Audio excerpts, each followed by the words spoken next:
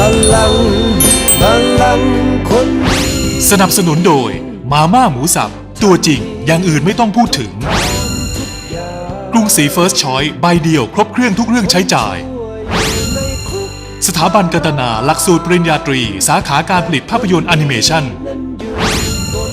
ก็จนถึงวันนี้นะครับธนาคารปูม้าของลุงจางประสบความสำเร็จเป็นอย่างมากเป็นต้นแบบของธนาคารปูม้าอีกหลายๆแห่งและวันนี้เราจะไปชมการดำเนินการของธนาคารปูม้าแห่งนี้อย่างใกล้ชิดพร้อมๆกับลุงจางเลยครับคือปุ๊บเนี่ยผมจะรับฝากบนบ้านสมาชิกจะเอาแม่ปูมาให้ที่บ้านผมก็จะจดบันทึกจะมีสมุดเรียกว่าบัญชีธนาคารวันนี้ของใครกี่ตัวก็จดบันทึกแล้วก็ใส่กระมังไว้นะฮะพอเสร็จแล้วปุ๊บเนี่ยหมดสมาชิกปุ๊บผมก็จะเอาแม่ปูเนี่ยวิ่งไปใส่ธนาคารหรือที่เรียกว่าตู้เซฟนะเอาไปใส่นี่แหละครับมันขั้นตอนที่ว่านี่แหละครับเหตุผลที่ว่าครึ่งวันจะต้องอยู่กับงานส่วนรวมอยู่กับธรรมชาติเอาแม่ปูไปใส่กระชังปุ๊บแม่ปูจะเคลียร์ไข่ออกจากท้องนะแม่ปูเคลียร์ไข่ปุ๊บไข่จะลอยไปตามกระแสน้ำไปตกแตกตัวป่าชายเลนเมื่อเข้าไปอยู่นั้นประมาณ5 วันเขาตัวจะเล็กกว่าก้อยนิดหน่อยเท่าก้อยเขาก็จะคลานกลับออกมาหาผมคือกลับมาที่เก่าที่แม่เขาอยู่ใช่ไหมเนี่ยตรงนี้คือเราไม่ต้องยุ่งเลยไอ้ลูกปูเล็กๆอาหารเราก็ไม่ต้องให้เพราะธรรมชาติเขามีอาหารให้ทุกสิ่งทุกอย่างเพราะฉะนั้นเนี่ยตรงนี้คือหลักการของผมเนี่ยจะถือธรรมชาติเป็นหลักลุงจางที่หลายหน่วยงานยกย่องให้เป็นปราชญ์ชาวบ้านคนนี้ไม่ได้คิดเรื่องธนาคารปูม้าแล้วปล่อยให้เป็นไปตามยถากรรม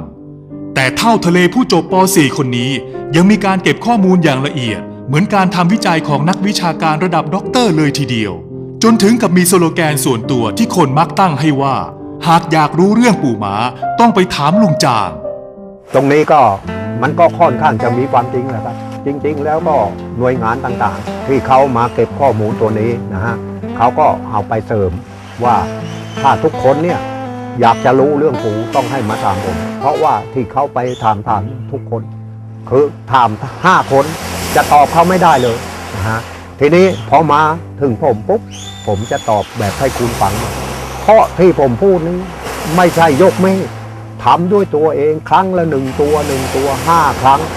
ผมเป็นผู้ทำการวิจัยทรัพยากรด้วยการเอาธรรมชาติเข้ามาเพราะฉะนั้นตรงนี้ผมถือว่าที่เขายกย่องผมว่าต้องมาถามผมเพราะผมทำการวิจัยด้วยตัวเองแล้วก็ไม่ใช่ครั้งเดียวยกเมฆต้อง5 ครั้งถ้าตรงหมดถือว่าใช่ยังบางคนเขาถามว่าแม่ปูใครเนี่ยทำไมจึงมีไข่ถึง4 มันตัวเดียวกันหรือเปล่าหรือต่างขนต่างสีเพราะว่าสีเหลืองสีส้มสีเทาสีดำแม่ปูตัวเดียวกันมีไข่สีเพราะจากการฟักไข่ทีแรกออกจะเป็นสีเหลืองอยู่กับเรา2 วันนะแล้วมันจะเป็นสีส้มเป็นสีส้มก็อยู่กับเราอีก2 วันก็จะเป็นสีเทาเป็นสีเทาอยู่กับเราอีก2 วันก็จะเป็นสีดำเมื่อเป็นสีดำปุ๊บวันเดียวแม่ปูจะวางไข่เบ็ดเสร็จแม่ปูมีการอายุฟักไข่แค่7 วันแต่ทุกที่อาจจะไม่เหมือนกันเพราะต้องขึ้นอยู่กับสภาพแวดล้อมคือเรื่องน้ำสำหรับที่ตำบลปากคลองนี้ความเค็ม30,000 เท่าตัวบางแห่งนี่น้ำมันไม่ถึงมันจะต้องยืดอายุอาจจะเป็น10 วัน10 กว่าวันได้บัลลังก์